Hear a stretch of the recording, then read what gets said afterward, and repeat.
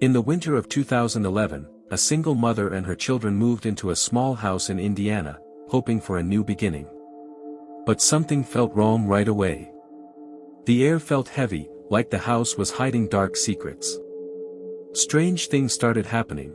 Black flies filled the house even though it was freezing outside, footsteps were heard from the empty basement, and shadows moved when no one was there. The family tried to stay strong through their faith, but the strange force in the house grew stronger. What started as a fresh start turned into a terrifying nightmare that soon caught the attention of people all over the world. In this video, we'll explore the chilling mystery of the Ammons haunting case.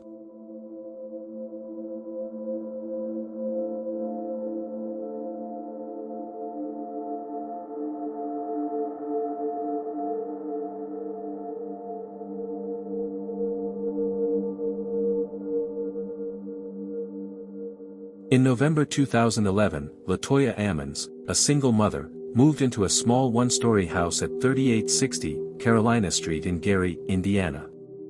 She lived there with her mother, Rosa Campbell, and her 3 children, who were 7, 9, and 12 years old. The house looked nice. It had wooden floors, a small porch, and a basement. The rent was cheap, and LaToya hoped this would be a new, peaceful beginning for her family. But soon after moving in, something felt strange. The house looked normal from the outside, but inside, it felt heavy and uncomfortable, like something wasn't right. Rosa, who was usually calm and sensible, was the first to notice that the air felt odd. The children also seemed quieter than usual.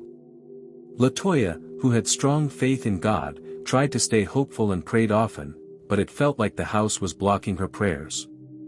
What was supposed to be a safe and happy home started to feel scary. The family felt like they weren't alone, even when no one else was there. This was the beginning of a terrifying experience that would soon take over their lives and draw the world's attention. By December 2011, something strange started happening. Black flies covered the porch, even though it was freezing cold in Indiana. Flies usually don't show up in winter, but these ones kept coming back no matter what Rosa did. She sprayed them and cleaned them up, but more always returned. It felt like the house was attracting them, Rosa said later. For LaToya, the flies felt like a warning. Because of her strong Christian faith, she believed they might be a sign of something bad. The family tried to ignore it and settle into their new home, but the buzzing of the flies never stopped. The porch, which should have been a peaceful place, started to feel scary. LaToya prayed harder, feeling more nervous with each passing day. Rosa looked for a reason, maybe there was something nearby drawing them in, or maybe the house had a crack somewhere, but she couldn't find anything. The kids noticed something was wrong too. They stopped playing as much and became quiet. The flies were more than just annoying, they felt like the start of something frightening. As the cold winter continued, the family didn't know that this was just the beginning of a much darker and scarier time in their home. As winter got colder, strange things in the Carolina Street house became scarier.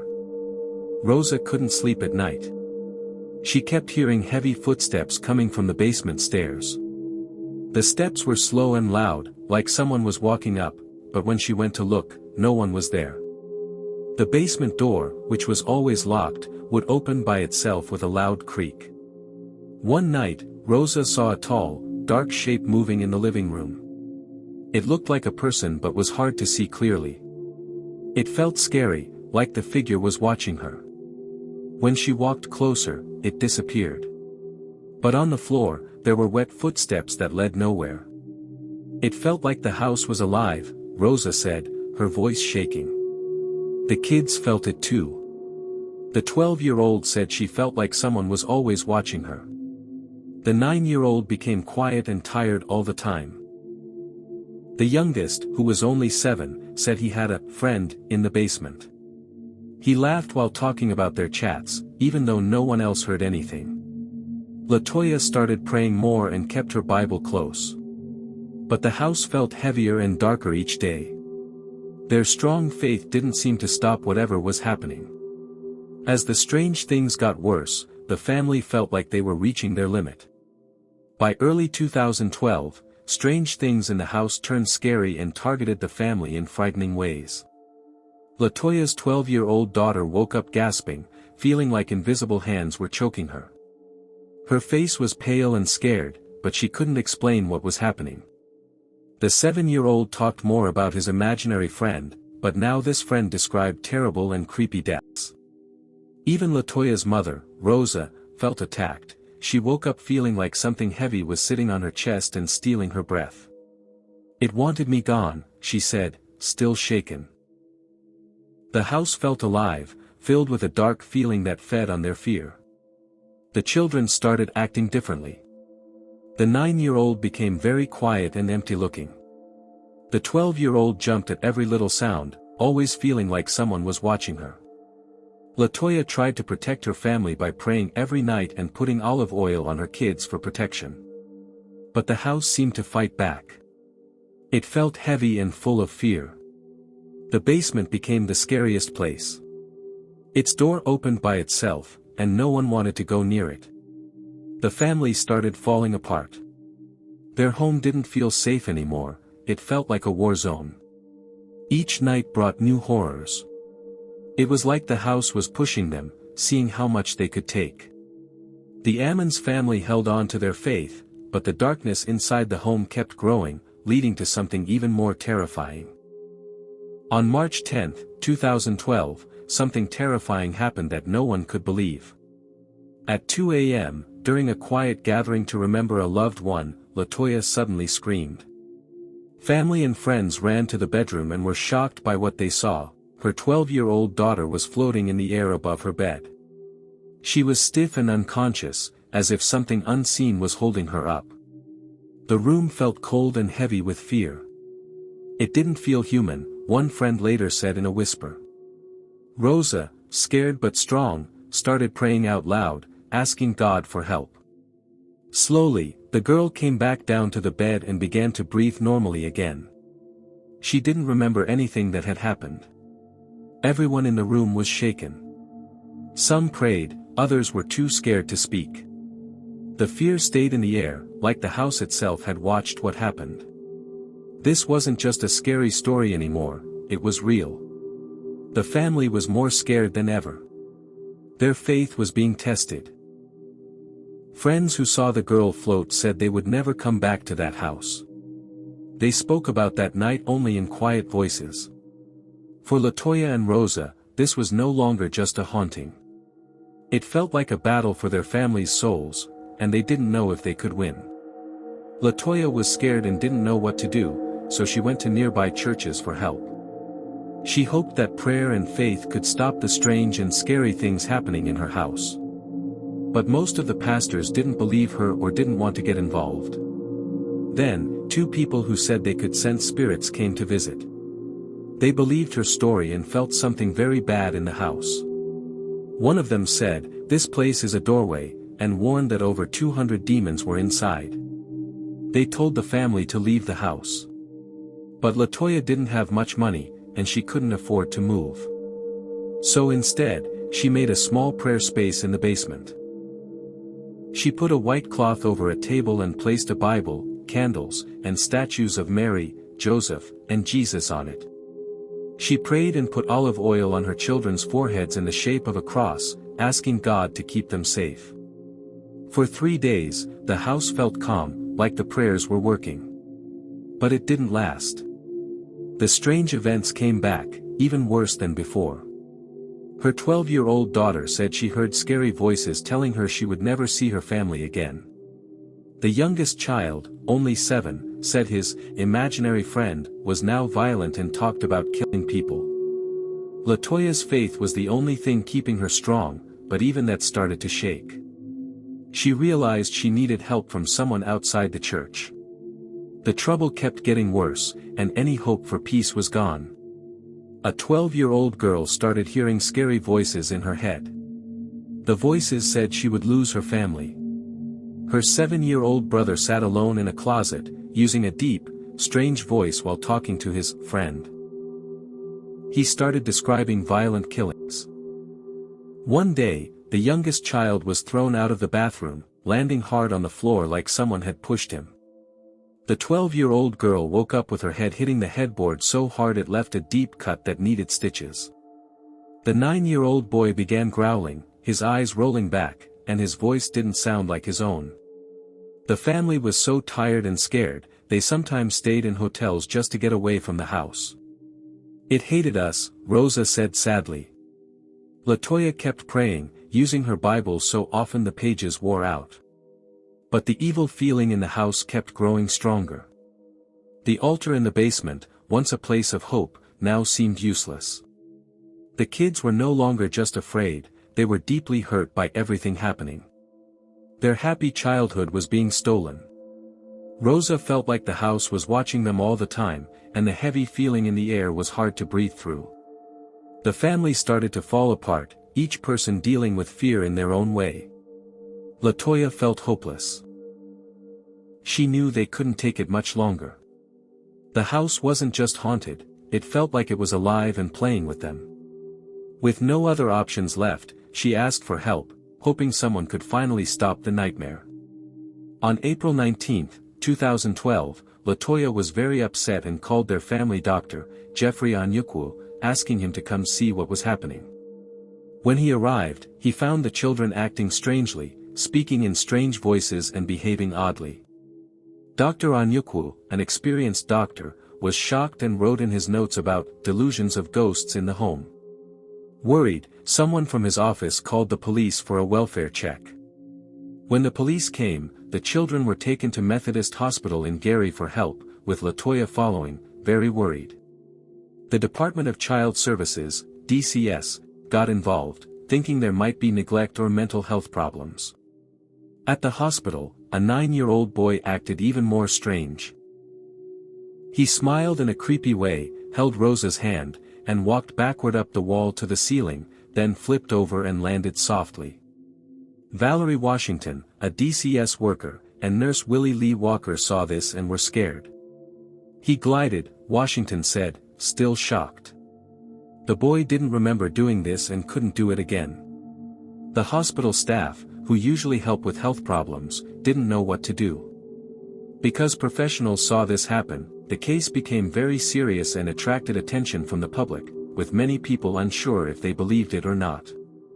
DCS took the children away from LaToya because they thought she might be making the children act strange.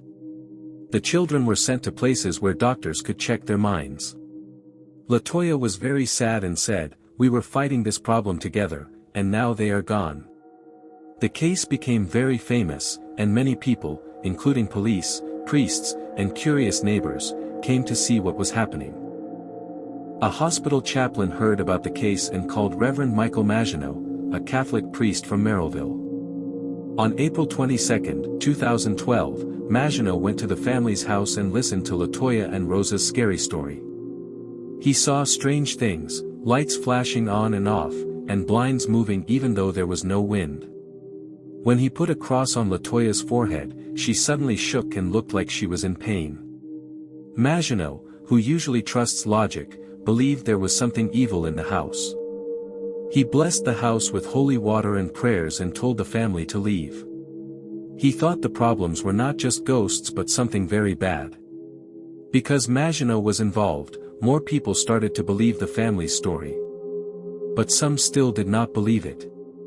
DCS said the youngest boy only acted strange when people challenged him, so they thought he might be pretending.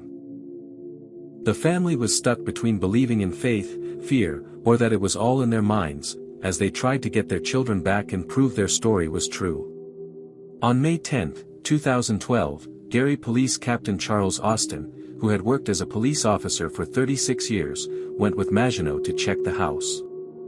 At first, Austin thought it might be a trick to avoid paying rent.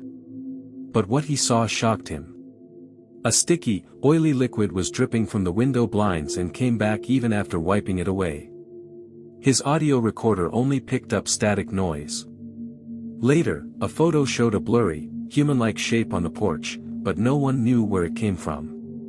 After leaving, Austin's car radio and garage door stopped working, which scared him. He said, something wasn't right.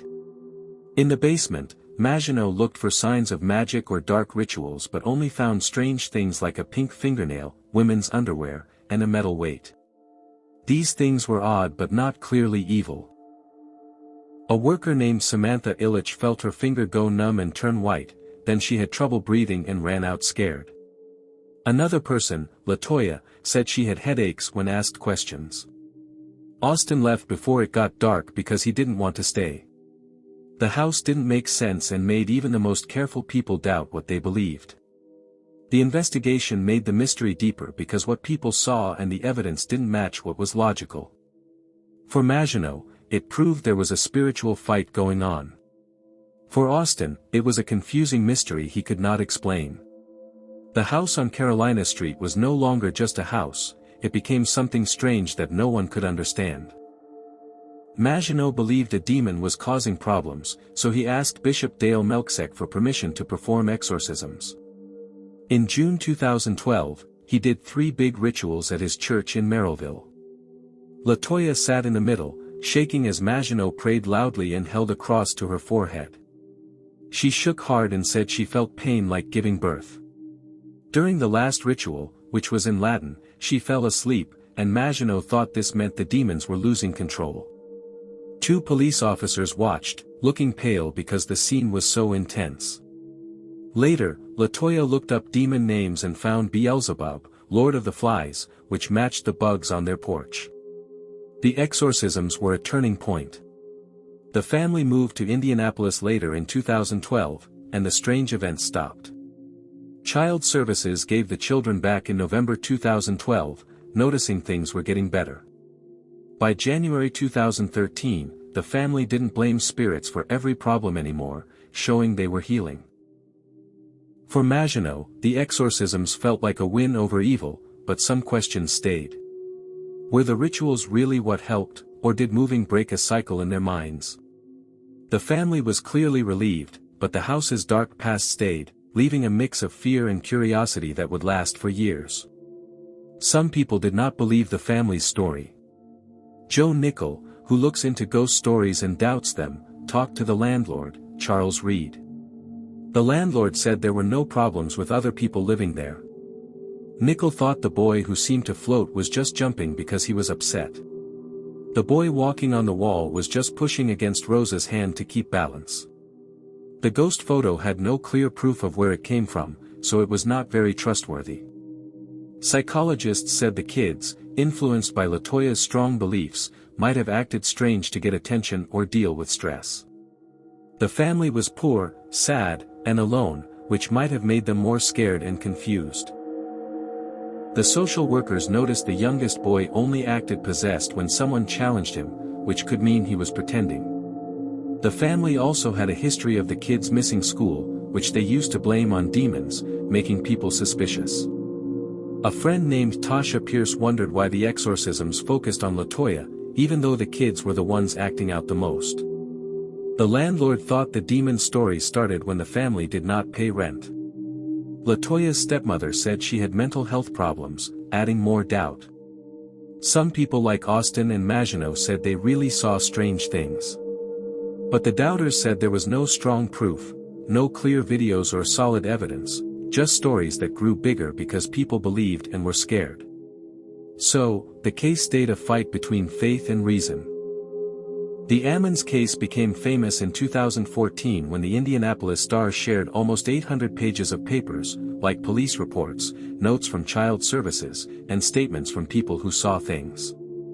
The story caught a lot of attention and inspired Zach Bagans to make a documentary called Demon House in 2018. Bagans bought the house for $35,000 in 2014 and filmed inside before tearing it down in 2016 because he said it was too dangerous. After that, the new people living there said nothing strange happened, which made the story even more mysterious. The news made the haunting very popular and started many talks about ghosts and demons. Some witnesses, like Captain Austin who saw a boy walking on the wall, and Maginot, who did the exorcisms, believed strongly there was an evil spirit. But others, like Nickel, said there was no real proof and thought it was more about people's minds and fears. The papers had a lot of details but no clear evidence, just interesting stories. The case is famous because it is unclear what really happened. Was 3860 Carolina Street a gateway to hell, or just a family's imagination? The real truth is still unknown, lost in the broken house. The scary story of 3860 Carolina Street is still a mystery. People say strange things happened there, like objects floating, people walking on walls, and a strong, bad feeling. But others think it was just fear making people imagine things. No one has clear proof to know what really happened. The house is gone now, but the questions remain. Was it a demon, or just the family's imagination? The Ammons family moved to Indianapolis and tried to start over, but their story is still remembered. The secrets of Carolina Street are lost in the ruins, showing how the unknown can scare and puzzle people. Thanks for watching this video. If you liked it, please click like, share it, and subscribe for more interesting true cases. Write a comment below with your thoughts. Do you think it was demons, a dream, or something different? Your support helps us share more true stories, so please subscribe and see you in the next video.